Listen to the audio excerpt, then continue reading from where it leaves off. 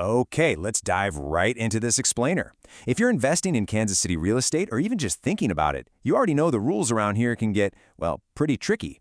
Today, we're navigating the complexities of local eviction laws. We're guided by the data-driven expertise of Alpine Property Management Kansas City. They've been serving local investors since 2013, so they really know their stuff. Our goal today is to break down exactly what you need to know to protect your investments and ultimately keep your properties profitable. To respect your time and protect your bottom line, we've broken things down into 5 clear steps. We'll cover the Kansas City state line, the 4 stages of eviction, Missouri versus Kansas timelines, the true cost, and finally, preventing eviction. Let's get to it. Starting with Section 1, the Kansas City state line, a geographic quirk.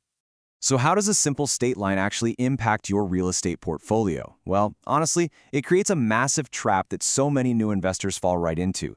Think about it. Let's say you own a property in Kansas City, Missouri. Naturally, that follows Missouri law.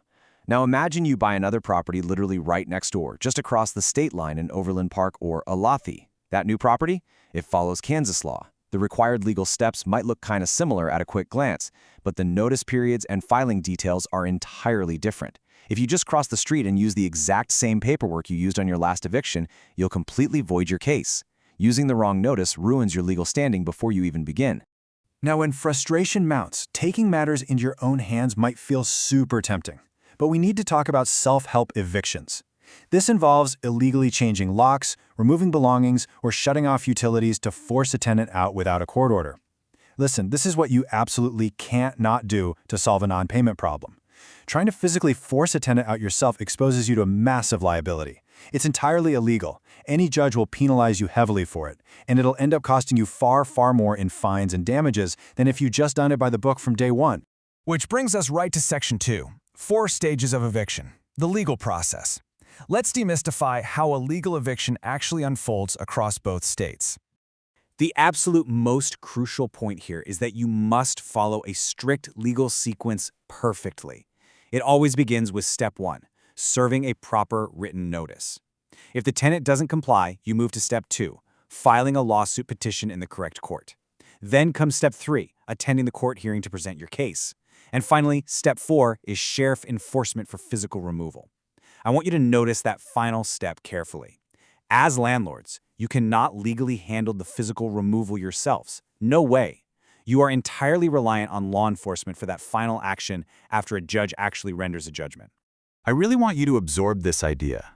Doing it correctly matters way more than doing it fast. Why? Because one defective notice completely restarts the clock. It's fascinating, really, how a simple administrative error compounds into a massive financial loss.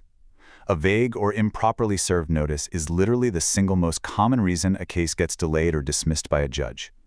If you rush your paperwork and make a mistake, the judge throws the case out. Bam!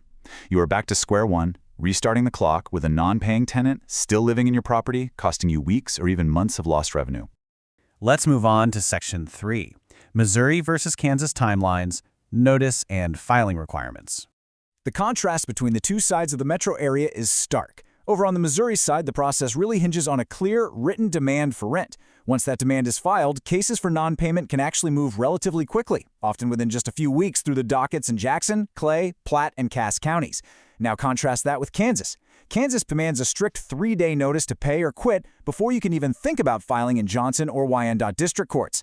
On top of that, notice rules differ significantly if you're dealing with a lease violation versus simple non-payment. You absolutely must confirm the specific rule for your exact state and situation. With the legal timelines mapped out, this leads us to Section 4, the true cost, direct fees versus hidden impacts. You know, it's easy to think the financial hit of an eviction is relatively small. I mean, direct court costs and process server fees are deceptively modest. They usually sit right around the low hundreds of dollars. On paper, a few $100 for a simple filing fee doesn't look like a portfolio killer, right? But it's really like an iceberg. Those direct fees, they're just the tip of a much larger, much more dangerous problem. Beneath the surface lies a massive wave of hidden costs that can absolutely cripple your cash flow. Think about the timeline of losing money here. First, you're bleeding lost rent every single month while the unit is occupied by a non-paying tenant during the legal process. Then, add in the hefty legal fees when you inevitably need to hire an attorney to untangle a contested or complicated case, And it doesn't stop there. Once the tenant finally leaves or is removed, you're hit with expensive turnover and repair costs to get the unit market ready again. Finally, you face the cost of vacancy until you actually place a new resident. These factors compound so fast, draining your profits. This is exactly why we need a much better strategy than just crossing our fingers and relying on the courts. Which brings us to Section 5, Preventing Eviction, Proactive Property Management. This is honestly the most important part of our explainer. We're focusing on how proactive habits can eliminate these expensive legal battles altogether. Because it turns out prevention absolutely beats litigation. The data clearly backs this up. Think about this number for a second. 98%. That represents Alpine Property Management's rent collection rate across more than 250 homes. 98%. It completely proves that by having a highly disciplined, professional system in place, you can avoid the courtrooms almost entirely. So, how do they actually achieve that? Well, most evictions are entirely preventable if you implement 3 consistent habits. You have to address small issues before they snowball into a massive court matter. First, screen every single applicant against strict written criteria. A thorough background and credit check is, without a doubt, the absolute cheapest insurance against future eviction costs. Second, address late rent immediately and consistently. Having a clear, unwavering process often resolves the issue quickly simply because tenants know exactly what to expect. And third, keep communication open. The human element here is just so vital. You'd be surprised how many non-payment situations actually stem from a temporary, fixable hardship rather than bad faith. Sometimes, a simple, direct conversation can save everyone a tremendous amount of stress and money by just working out a temporary solution. Now, please remember this explainer is strictly educational. It's not legal or tax advice. Eviction laws change frequently and vary by court, so always confirm current rules or consult an attorney for your specific situation. But if you're weighing whether managing all of this yourself is truly worth the risk and the headache, well, professional management is a highly practical solution. For help managing your Kansas City rental property, call Alpine at 816-343-4520 or visit alpinekansascity.com. I'll leave you with this final thought.